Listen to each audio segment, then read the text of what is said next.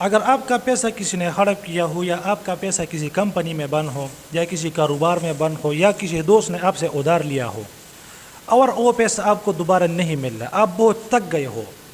آپ نا امید ہو گئے ہو کہ میرا پیسہ نہیں مل رہا، تو پریشان ہونے کی کوئی بات نہیں۔ میں آج آپ کو ایک ایسا عمل سکھاؤں گا جو بہت زیادہ آسان بھی ہے اور بہت مختصر بھی ہے،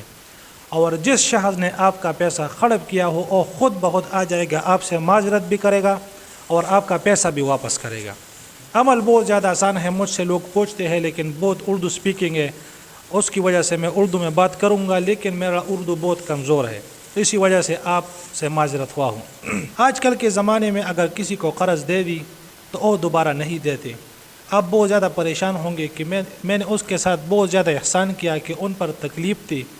ان پر پریشانی تھی اور میں نے اس کی مدد کی،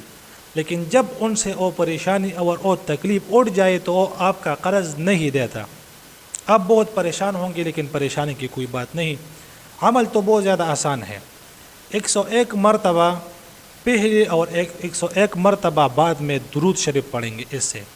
101 مرتبہ پہلے اس وظیفے سے اور 101 مرتبہ بعد میں وہ درود شریف پڑھیں گے، اور ان درود شریف کے درمیان یا لطیفوں کا وظیفہ کریں گے۔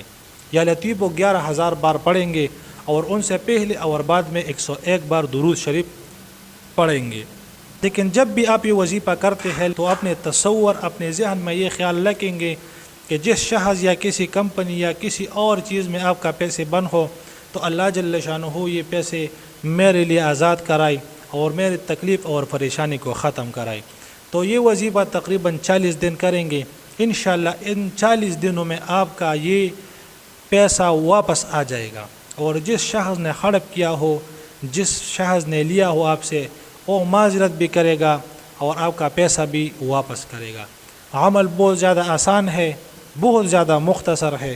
ہم نے اس پر تجربہ کیا ہے، یہ بہت زیادہ مجرب عمل ہے۔ آپ اس عمل کو 40 دن تک برقرار رکھیں، انشاءاللہ آپ کا مسئلہ حل ہو جائے گا۔ والسلام۔